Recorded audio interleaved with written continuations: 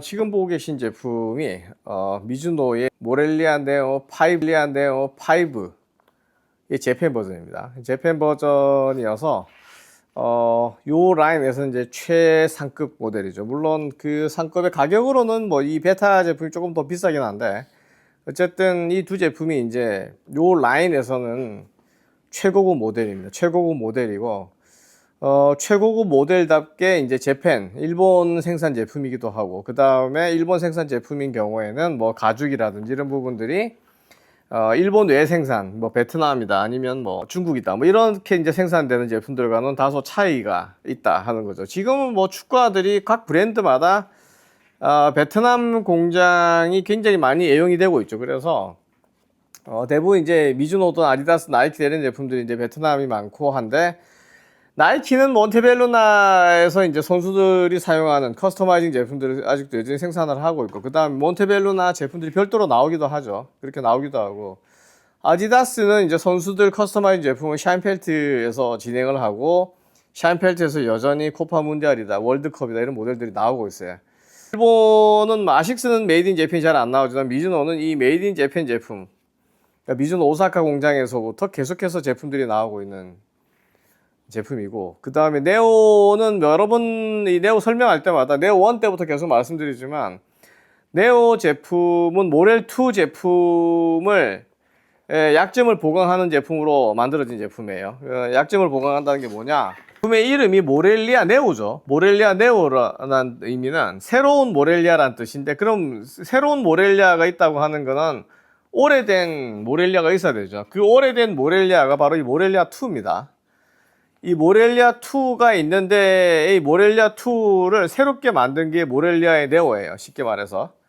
그러면 왜 네오를 만들었느냐 하는 건데, 네오를 만든 이유는 간단합니다. 전족부는 천연 가죽을 사용을 하지만 사이드, 인사이드, 아웃사이드 쪽은 인조 가죽을 써서 만들어야겠다.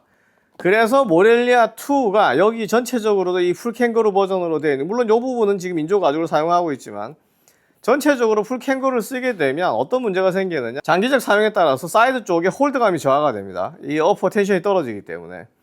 어퍼 텐션이 떨어지고 그렇게 되게 되면 전체적인 홀드감이 저하가 되니까, 그 홀드감 저하를 막기 위해서, 그러니까 1985년 당시만 하더라도 유럽 축구든 아니면 뭐 일본이든 운동장에 공이 빠르게 구르도록 물을 많이 뿌려서 공이 매끄럽게 굴러가도록 하는 상황은 아니었어요. 무슨 얘기냐면, 왜 물을 많이 뿌리느냐, 잔디 길이가 10mm, 20mm 이렇게 국제 경기를 치를 수 있는 수준의 잔디의 길이를 갖게 되면, 그 잔디가 빳빳이 서 있는 잔디 자체가 공의 구름에 방해하는 저항 요소가 됩니다. 이렇게 잔디 저항이 생기는 거를 막기 위해서 잔디 표면에다 물을 뿌려 놓으면 잔디에 물이 수막이 생기면서 그 수막에 의해서 공이 빠르게 굴러가는 현상이 생기는 거거든요. 그러니까 여러분들이 인조 잔디에서 TFR을 신으면 미끄러지는 원리랑 똑같아요. 이제 그렇게 운동장의 상태가 빠르게 바뀌었기 때문에 기존의 모렐리아를 계속해서 사용하는 거는 어퍼의 텐션이 떨어진다, 젖었다 말았다 반복하면서. 그래서 그 부분을 개선해서 만든 게 그 네오예요. 그러니까 사이드 쪽에 인조 가죽을 쓰고, 전족부 쪽에 물론 라스트 피스 구조가 약간 다르긴 하지만 그건 이제 부차적인 문제고, 가장 핵심적인 요소는 뭐냐, 뭐 아웃솔 설계가 일부 변경을 시켰다 하지만 그것도 사실 부차적인 문제들이고, 전체적인 풀캥거루에서 하이브리드로 들어왔다 하는 거예요. 그게 신형 모렐 네오의 가장 큰 특징입니다. 그게 이제 가장 큰 이 모렐 네오의 그 특징이고, 이게 기존의 모렐리아와의 다른 점이다 하는 거고. 자, 거기에서 이제 추가적으로 이게 1부터 해서 지금 13년 정도 됐나요? 벌써 네오가 나온 지가 벌써 그렇게 오래됐더라고요. 10년이 넘었는데, 물론 이제 세대로 이게 지금 네오 5다 하면 보통 2년에 한번 모델이 바뀐다고 하면, 개선이 된다고 하면 10년 넘는데, 실제로 10년이 더 된 걸로 지금 제 기억으로는, 그러니까 상당한 시간이 지난 걸로 지금 제가 기억을 하고 있는데, 어쨌든 그렇게 시간이 지나는 동안에 업그레이드가 되면서, 그러니까 모렐2는 사실 모렐2에다가 업그레이드를 여러 번 진행을 했지만, 모렐2를 모렐3, 모렐4, 모렐5라고 명명을 하진 않았고, 네오에서만 지금 그런 식으로 네이밍을 해갖고 왔어요. 그래서 이제 현재는 네오에는 네오5가 된 상태고, 뭐가 달라졌냐 4에 대해서. 이게 마이너 체인지인데 결국에는 여기 안에 들어가 있는 지금 패딩, 이거는 제가 이 베타 때도 설명을 한번 드렸습니다. 안에 들어가는 스폰지, 이 스폰지라는 거는 결국 충격 흡수를 해주는 소재인데 이 스폰지를 기존에는 아마 일본께 사용되지 않았나 봐요. 근데 그걸 이제 일본 걸로 바꿨다 하는 거고, 이 네오를 제가 이 베타보다 더 추천을 하는 이유 중에 하나는 네오에 사용되고 있는 이 사이드 인조 가죽의 질이 예술이에요.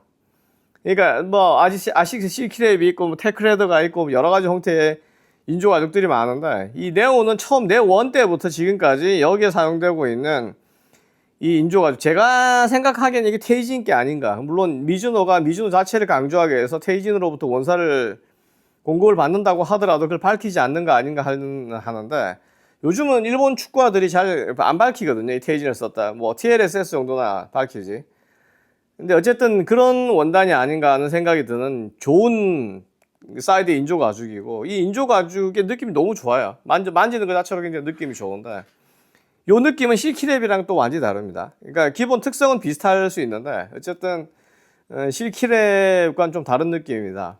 실키랩만 따로 딱 잘라내면 아마 비슷해지지 않을까 그런 느낌 들긴 하는데, 어쨌든 이렇게 좀 다른 차원을 갖고 있고, 그 다음에 또 달라진 것 중에 하나는 요 앞 보면 요 재팬 모델이 요렇게 요 노란색으로 되어 있는 테피터라고 부르는 거, 테피터.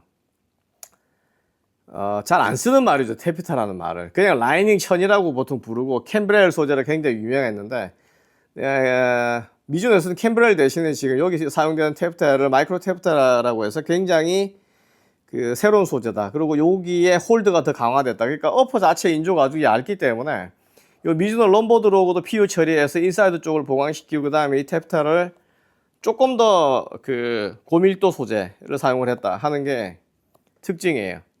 그러니까 여기에 안에 있는 스폰지 변화, 그 다음에 사이드 쪽에 인조 가죽의 변화, 조금 더 좋은 부드러운 소재. 그러니까 뭐 개선이 됐겠죠. 몇 년이 지났기 때문에.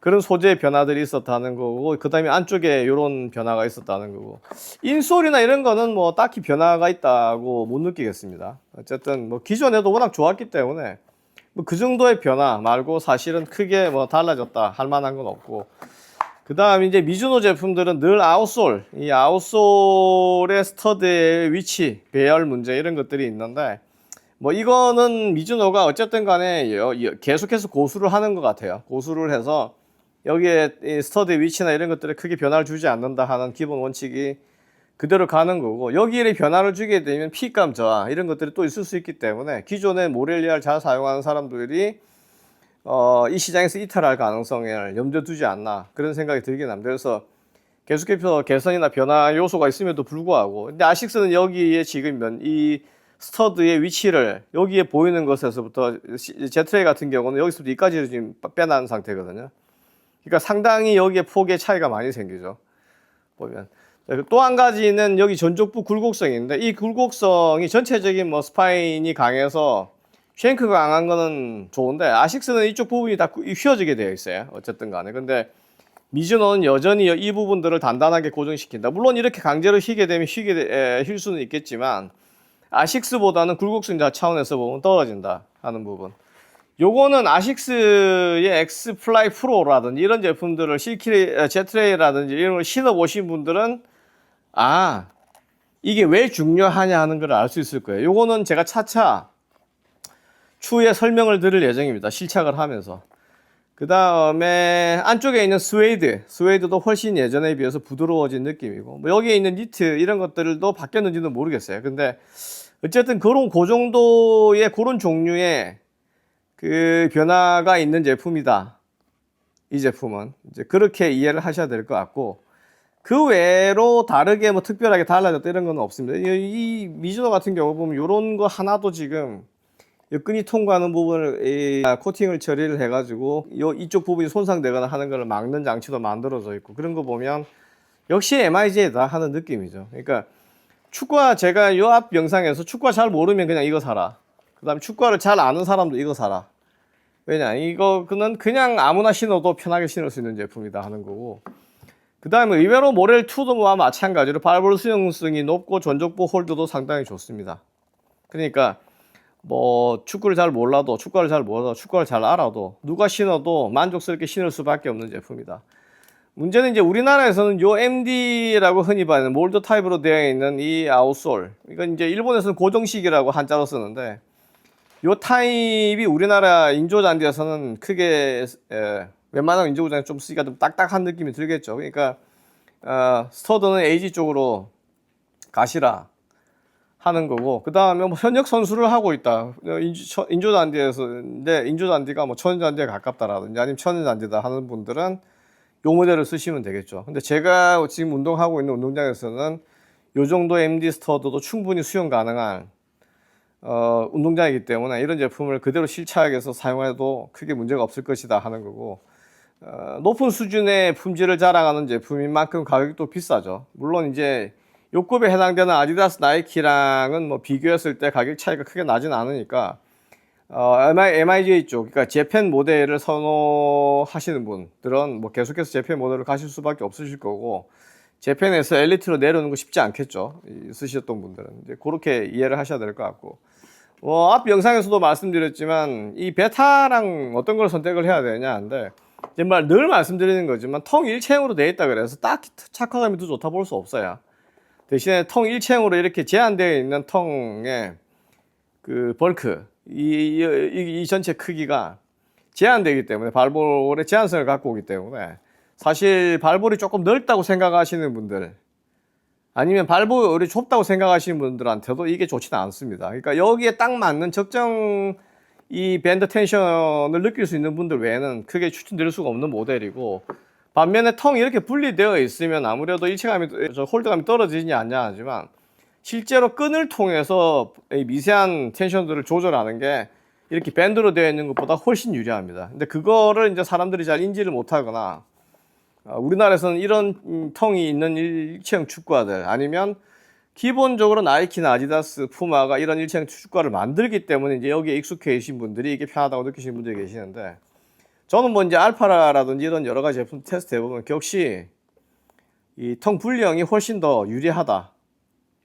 그리고 편하다 하는 느낌이에요. 그러니까 이제 그런 부분도 아마 조금 신경을 쓰셔서 이 제품을 구입하시면 되지 않을까 하는 생각이 들고, 그거 외로 이 제품의 네오 같은 제품을 추가적으로 뭐 말로서 설명을 한다는 것은 별 의미가 없다. 왜냐하면 신발의 기본적인 특성, 축구화가 아니라 그냥 우리가 어떤 신발을 신고 그걸 가지고 발과 밀착을 시켜서 일체감을 얻도록 하면서 고도의 퍼포먼스를 기해야 되는, 격렬한 운동을 수행해야 되는 신발, 다시 말하면 특수한 목적의 운동화, 경기화로서 갖춰야 될 기본 특성은 다 갖추고 있는 신발이다, 이렇게 보시면 돼요.